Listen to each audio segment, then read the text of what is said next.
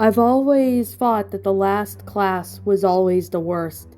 The accumulating fatigue during the morning finally beats our strength and will pressing us against the desks once more.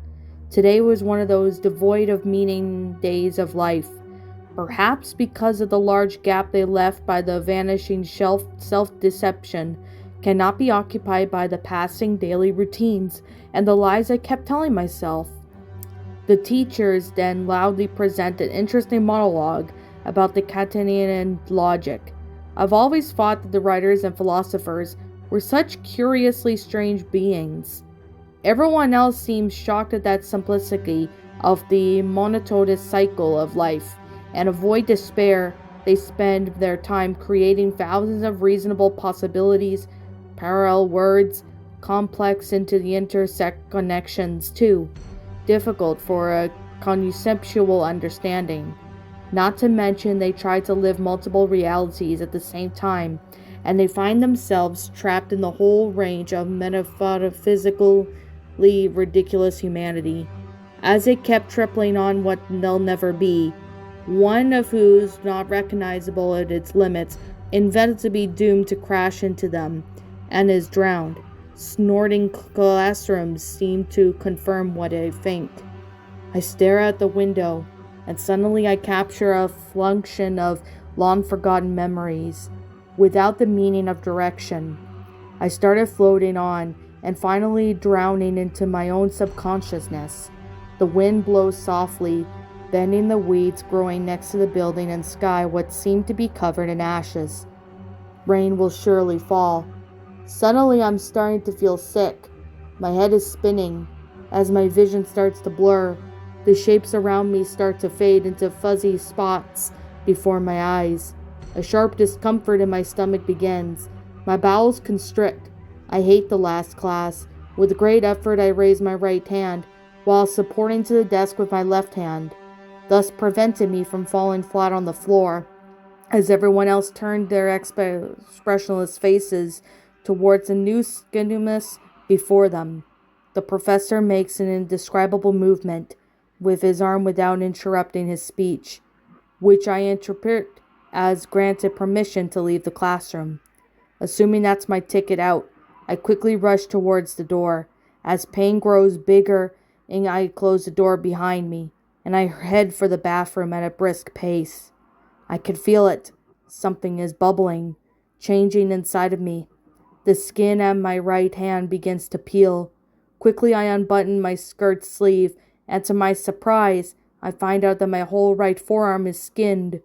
Raw, I stare at the fine network of blood vessels wrapping around my new exposed tender flesh, and suddenly the pain is gone. I can't feel anything anymore. A strong smell of urine and bleach hit me while I entered the white-tiled room.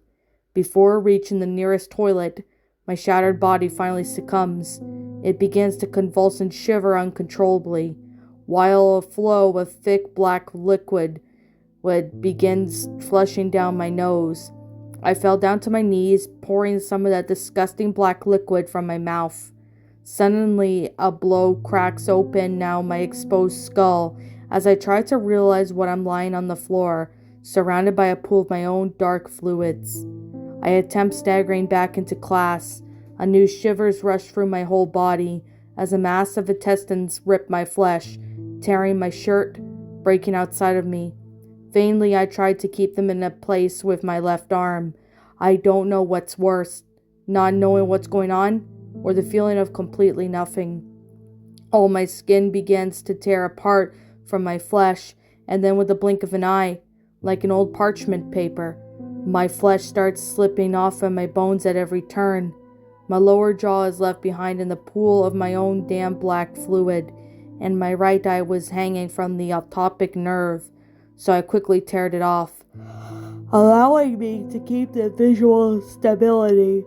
Physical pain was only the memory of the non-existent feeling now. With a slight effort, I managed to open the classroom door for a split second.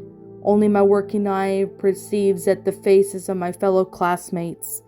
Just instant before the transformation, blue masks of pure terror, their faces discontorted contort and twist with indescribable expressions of repulsive terror and inhuman fear as I tried to speak, which was impossible now. Unconceivable cries of flood the room, while the collective perception tells them that this is real. Many fade away on their own tables, while the others have become paralyzed with horror. I know I may not look as terrible as hammered shit, but well, the fact is mentally, I'm myself. I creep slowly towards the teacher's desk, but he already lies on the floor, like a torn down statue with his mouth twisted and eyes wide open, frozen in terror. Behind me, I can only hear the howling lunatics echo, the fading screams of those who escape the distance, the reverberating wide, empty corridors. My body no longer has the supporting elements enough energy that would normally have. I can't keep to myself on feet anymore as I fell forward, severing my raw, finned head with the sharp edge of the teacher's desk. My head lies on it while I stare out in the window, and suddenly I skinned head with the edge of the teacher's desk. While my head lies on it, I stare at the window, and suddenly I capture a fluxion of the long-forgotten memories. My consciousness. I'm just insensitive material.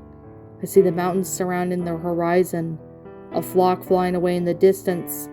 The wind blows softly, bending the weeds growing next to the building, and the sky seems to be covered in ashes. The rain will surely fall. What's up, my pretties? It's the Lion Queen here. I want to appreciate you all for tuning into this video, and I do appreciate you guys supporting my video by giving this video likes and stuff. If you really enjoyed this video, be sure to leave a like, comment and subscribe if you're new, ring the bell for notifications to when I upload so that way you guys will get updated for whenever I upload. If you want to follow me on Twitter or DeviantArt, feel free to leave a follow on those if you are interested in following me on those socials. If you want to support my backup channel, known as Miss Dark Shigo, feel free to subscribe to it, as a link to that will also be in the About page section. And with that being said, and that being the case, thank you so much for watching, my pretties, and as always, please stay pretty.